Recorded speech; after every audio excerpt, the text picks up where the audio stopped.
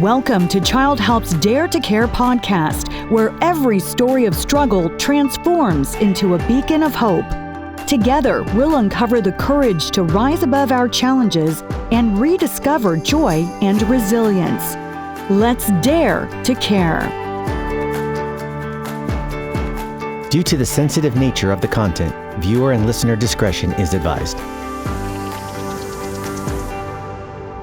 Hi, everyone. I'm Carrie Pena, and this is the Childhelp Dare to Care Survivor Series podcast. We are broadcasting today from the Center for Positive Media. I'm here in studio with Michael Medora, the Chief of Staff from Childhelp, and my co-host for this podcast series. And we are so happy and honored to have with us in studio our friend Dwight Francisco from the Tohono O'odham Nation, here to share his survival story. Dwight, thank you so very much for joining us. No, thank you for giving me the opportunity. I want to set the scene for the audience, what a big deal it is for you to be speaking out today. Oftentimes within the Native American community, stories like this are suppressed.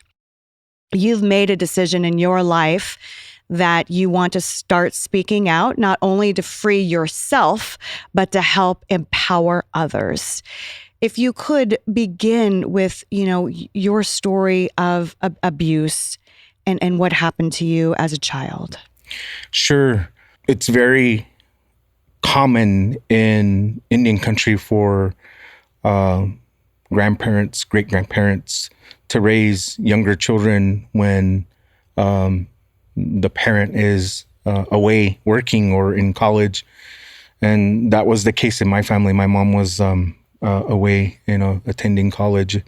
And I was living with my great-grandmother in the village of Little Tucson, where we're from. And I lived with my great-grandmother up until when I became school age, which was about 5 years old. So I went, after that time period, I went to live with my mom.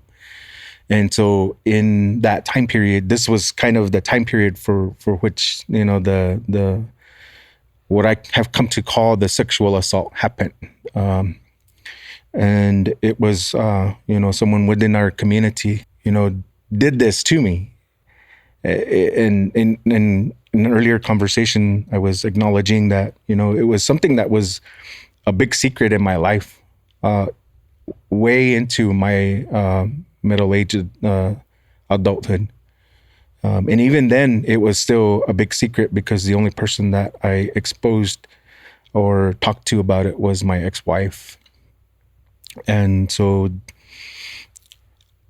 I'm grateful and being able to be asked the question if my siblings were exposed to it too, that was powerful because I had never thought about how grateful I am today that none of my younger brothers and sisters were exposed to that. It was just me because I was the only one that lived with my great-grandmother at that time. How old were you at the time? I still have memories of the assault itself and the time period. So I'm assuming that it was in the last maybe 2 years of the time period that I was with my great-grandmother. So about 3.5 to about 5 years old. Mm-hmm. And this was something that you kept deep inside your soul for so many years. Mm-hmm. And as you've been sharing with Michael and I before we came here on camera, that this led you down a road of mental health issues, depression, and also substance abuse. Oh, yeah. Yeah, absolutely.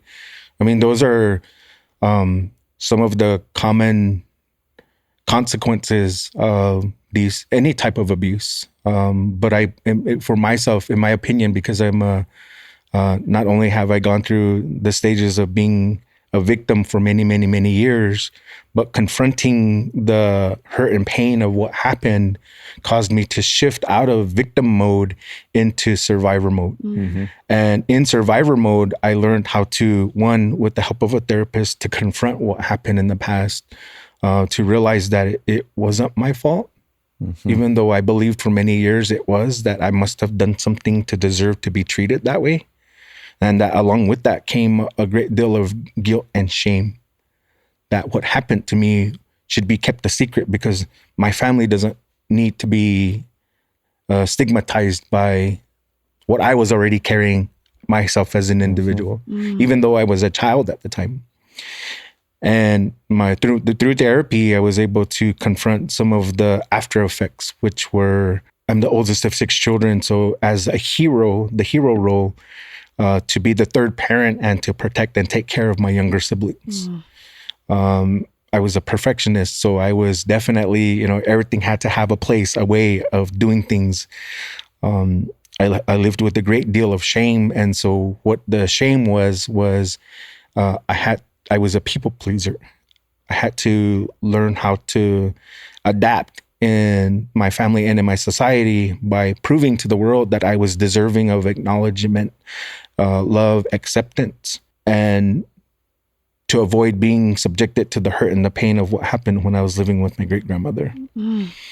So through therapy, I was able to, and I didn't, as a result of this growing up later on in life, I realized from therapy looking back that I was living a lie. And what I mean by that was, I had questions about my own sexuality.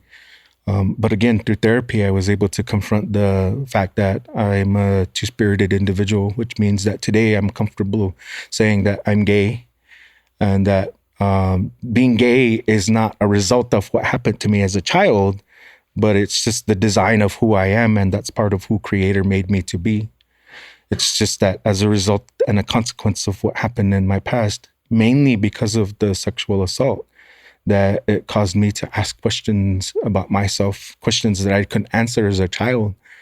But it took going through therapy and working a very stringent recovery program to come to an understanding that this is who I am as an individual, and I don't have to hide from the past anymore. And so from 2014 forward, a great deal of healing has happened. And it's a result of not just the therapy, but also, addressing my addiction to drugs and alcohol through 12 steps. And I utilize 2 different programs. I use Alcoholics Anonymous, and they say it's a program of anonymity, but I have the right to disclose my own anonymity. So I'm saying to the world that yes, I am a member of Alcoholics Anonymous, and it's the only thing that's helped to keep me clean and sober today. Wow. It was skyrocketed to a higher level when I found and implemented Wellbriety into my life. And what Wellbriety is, it's not just the being free of drugs and alcohol.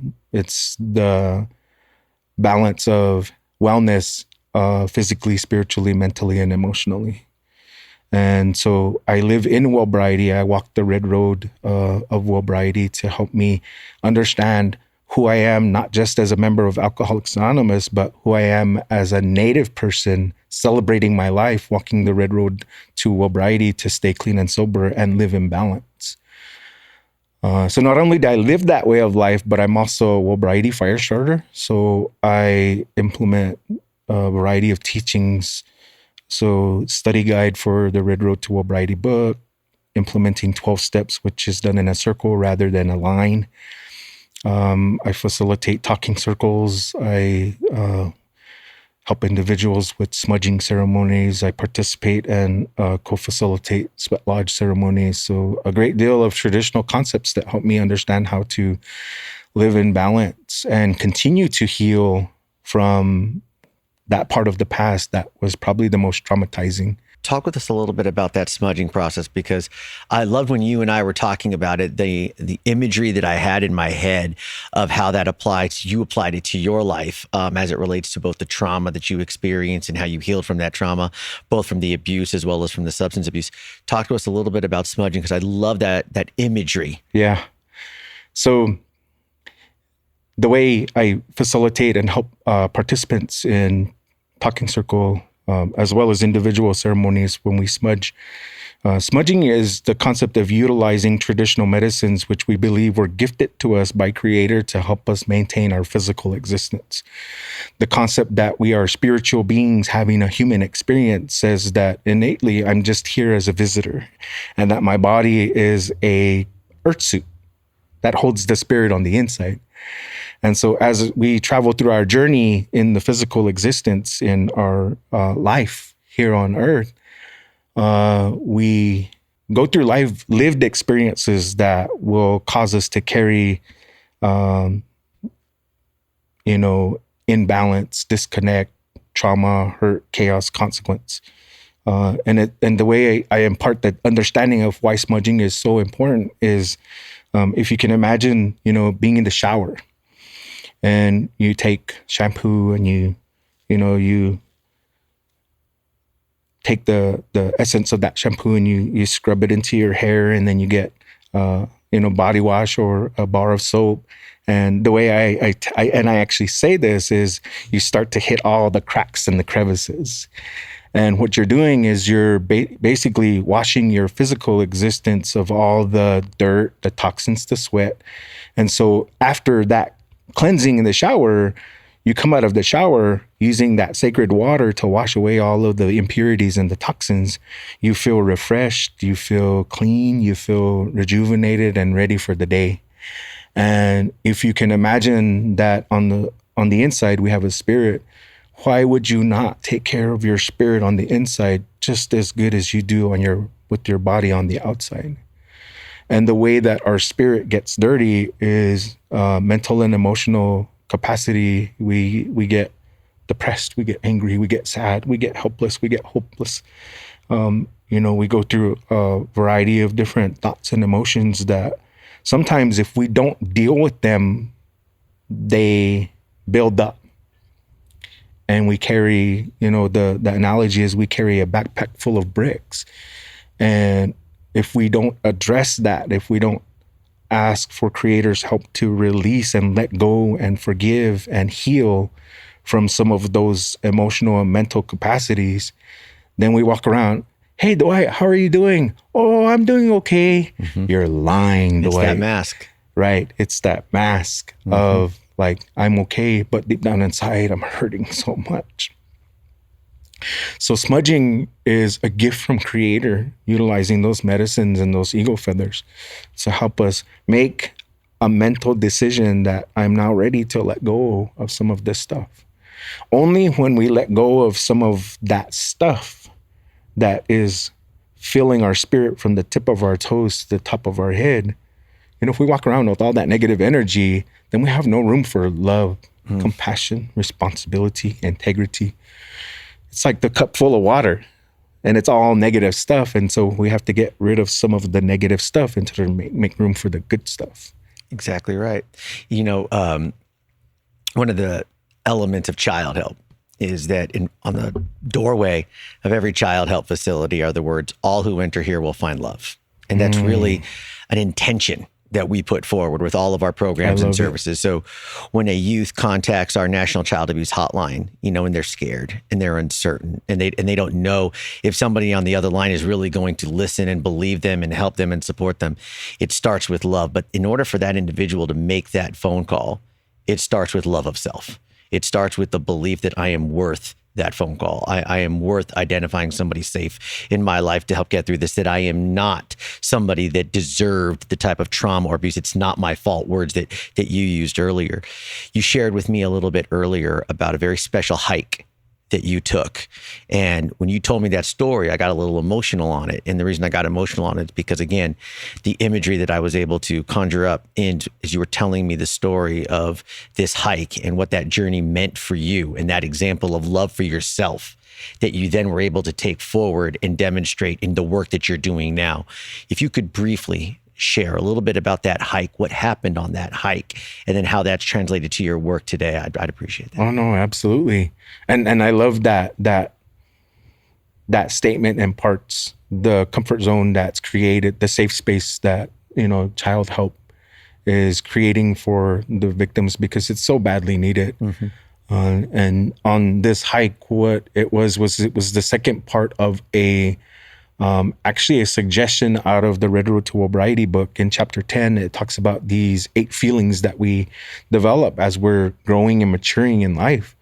The very first one is trust, and it goes through these 8 stages. And it says we're going to either be exposed to negative versions or healthy versions. And it describes the components of each. And at the end of that, it says if you were ever exposed to the negative versions, and nobody's perfect, so somebody is going to benefit from a journey of wellness and healing, going back and redeveloping these feelings. So as a result of the suggestion in the book, which was through ceremony, we can go back and we can heal from this trauma. And on this hike, what I did was I got to the top of a hill, I sat, and, the wind, just closing my eyes and sitting in quiet and feeling the wind in my spiritual, mental, and emotional capacity. I traveled back to that place where it happened on the reservation. And it was like an out-of-body experience, because I could literally feel myself lifting up out of my body and taking that road down towards Casa Grande, through the reservation, down past Sales into my village, and then eventually coming to the house where it happened. And I remember walking through the front door and to the back bedroom, which didn't have a door, it had a blanket. And I pulled the blanket to the side and I see the little Dwight, the victim of this sexual assault when he was, 3-4 years old, hunkered down at the corner of the room. And now I'm getting emotional, which is okay, because it shows that this is important. But I see that little boy and I go to that little boy and I say, come on, it's okay. You don't have to stay here. You don't belong here. Come with me. I'm going to take care of you. I'm going to protect you. And it took a while, but, eventually that little Dwight reached out and grabbed my hand. And my belief system today says that young, authentic Dwight no longer lives in the past. Mm-hmm. And there was a certain point where I believed that he traveled everywhere with me. So, it's as if I have a little boy with me and he's sitting right here and I'm like, sit right here and behave yourself. We're going to be done pretty soon and then we'll get going. But something shifted about 2 years ago. I got a dog. It's not the first dog in recovery. He's the 3rd dog.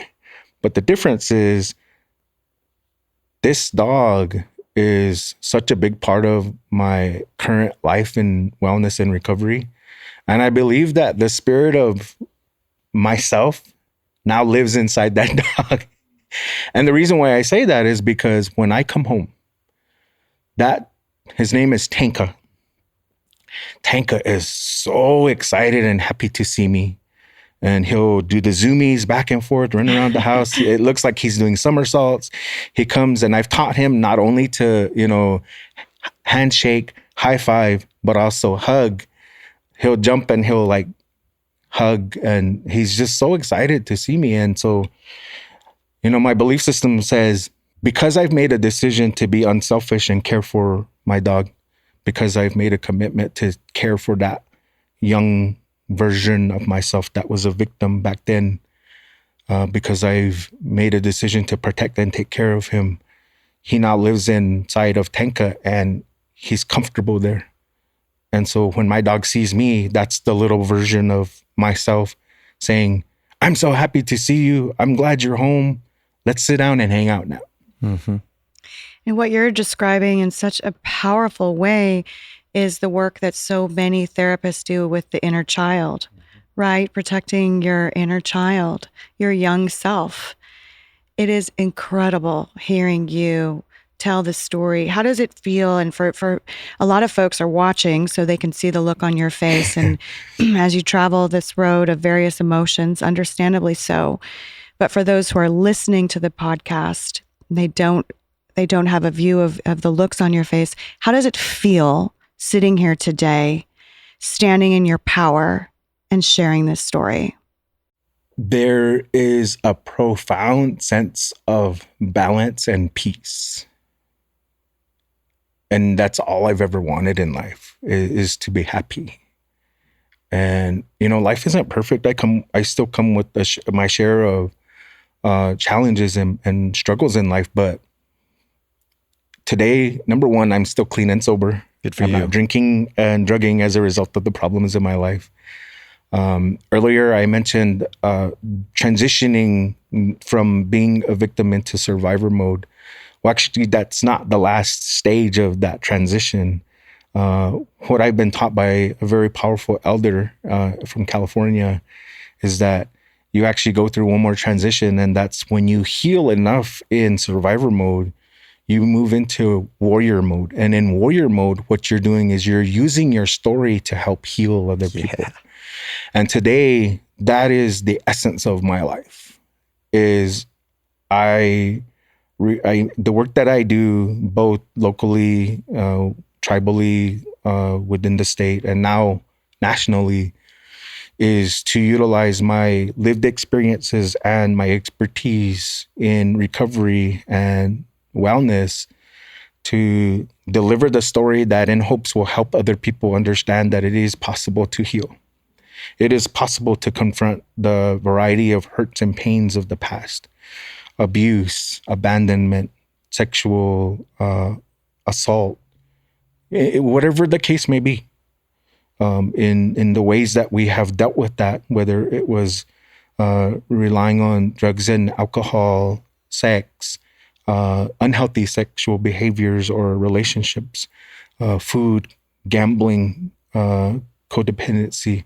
All of these are a variety of the negative coping mechanisms that people develop as a result of being exposed to these kinds of traumas. And I'm an example of that because in my story, I tell very straightforward what happened and what I did as a result of that. I lived a lie. I was married. I have 4 children. I mean, I'm not saying that my children are bad because they're the result of that marriage, which was, I thought, what I was supposed to do. I love my children very much. But I want people to understand by hearing my voice that for as long as you avoid the truth of what happened in the past, you will continue to suffer the consequences. And it doesn't have to be that way. You can free yourself of the negative consequences of the chaos and all of the, as I said, that negative energy that we carry on the inside. But it takes a courageous step, that first step, to move forward and say, I'm now ready to tell the truth about what happened. And my encouragement to the world, both those that can see these tears and hear my voice, is that I pray and I hope that you can find that courage. If you don't feel like you have it inside, pray and ask. In the Native American way, we turn to Creator, the Natukam Itoi. Whatever concept you have in your spirituality or your faith, to ask for that courage, that strength to do that. He will provide. And I say that because I'm a living example of that. For years and years and years, I tried to do this by myself. And I found that after many, many, many failed attempts, that it doesn't work that way. That it's okay to ask for help. It's okay to seek that help. It's okay to accept that help and to impart it into your life to make better decisions about who is Dwight going to be today. And it's a decision I make every day when I wake up and I see Tanka and I smell coffee because someone made the decision to wake up earlier than me and make coffee. And then maybe I get up and cook breakfast, or, we go throughout the day just imparting the goodness that exists in our life today, Sharing that love. Absolutely. Absolutely. Dwight, we can't thank you enough. You're a blessing to have on our show. And just, I think that you're such an incredible representative of how powerful it can be to just free yourself and tell the story. And also, as we wrap up, I also want to mention that I think you're an incredible blessing to the LGBTQIA community, because the point that you made about that you are a gay man, that is separate from the experiences of a child, because there's a lot of shame that folks who are in the LGBTQIA community feel. Right. And so I think that that's very powerful that you distinguish those points and that you're standing up for who you are and you're proud of that person, and you should be. Thank you. I appreciate that. Thank you so much for being very here. validating. So I appreciate the words, the positive affirmations, and the encouragement too, because it helps. It definitely does. I love the concept of Wellbriety too. I encourage people to go look that up. That term Wellbriety. It's a holistic approach. Oh yeah, it is. And I think that that's something that could benefit I want to go Google that right now and find out. Dwight, thank you. Absolutely. Thank you for the courage to come and talk to us. I know it's not always easy with the lights and the cameras and the microphones and everything, but you're incredible. Awesome. Thank you very much. Thank you again for the opportunity. And thanks to all of you for watching and listening. I'm Carrie Pena alongside Michael Maduro. Take care, everyone. Thanks for joining us on Childhelp's Dare to Care podcast. If you found some inspiration from this conversation, please leave a written review on Apple or Spotify. Subscribe on YouTube and wherever you get your podcasts. Keep the conversation going with us on our YouTube channel in the comments.